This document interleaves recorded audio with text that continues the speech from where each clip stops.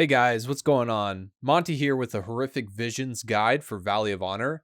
I do want to preface that this run was my first time completing this area, so you will see me get hit by pretty much almost every ability in this zone.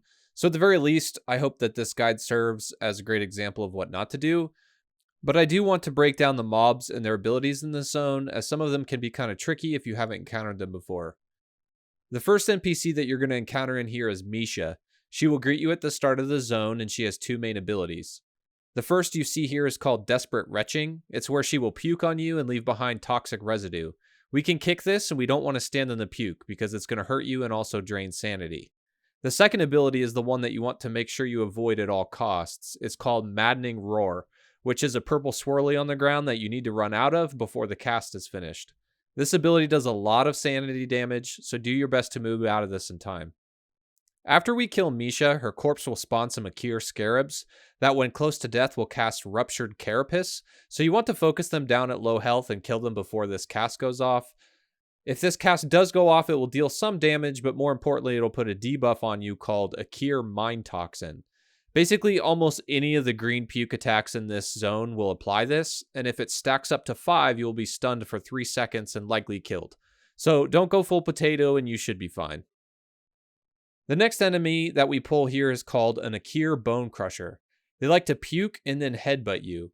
In this run, it seemed to happen to me back to back for whatever reasons, so try to watch out for that. My recommendation is to focus the scarabs down first and CC the Bonecrusher as much as you can until he is dead. As we make our way to the bridge, we're going to encounter a group of scarabs and an Akhira Venom Weaver. They have two basic abilities, Venom Bolt and Concentrated Venom. They are both frontal attacks, and you can kick or CC both of these. So my recommendation is just to focus the scarabs down first and then kill the Venom Weaver. In my opinion, these are one of the easier mobs to deal with, but the most dangerous part is just avoiding everything so you don't get toxin stacks. As you can see here, I get hit by pretty much everything.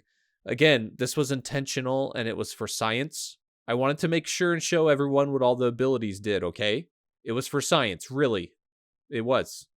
For real.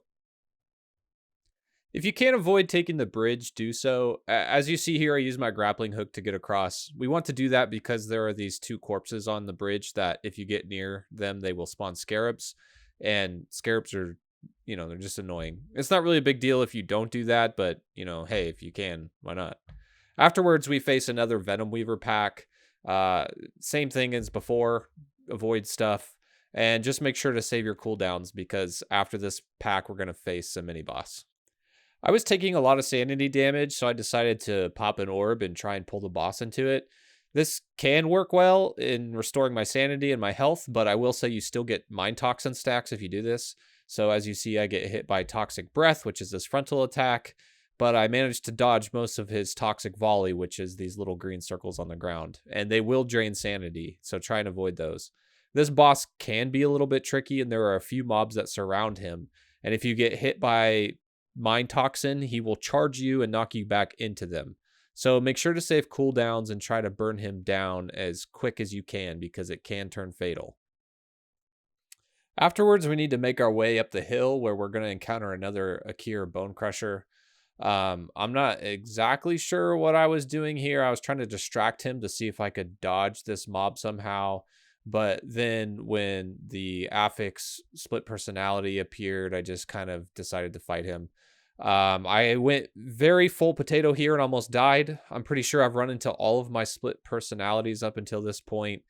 And I will say that particular affix is what made this zone so difficult for me.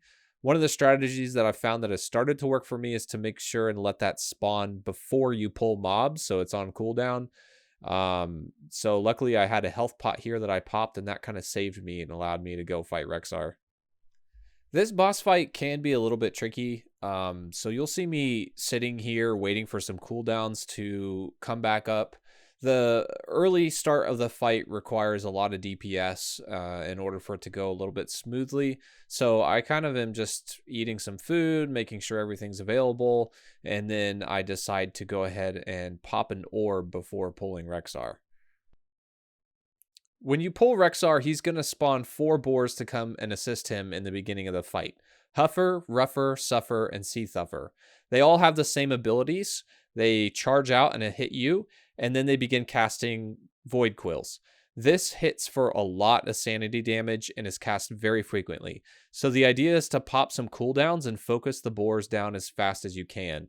Rexxar himself only has 2 main abilities. One is called Mind Trap, which is these purple little rings you see on the ground. And then the second is called Stampeding Corruption, which is when he spawns all these minions from beyond to come and they just walk across the room.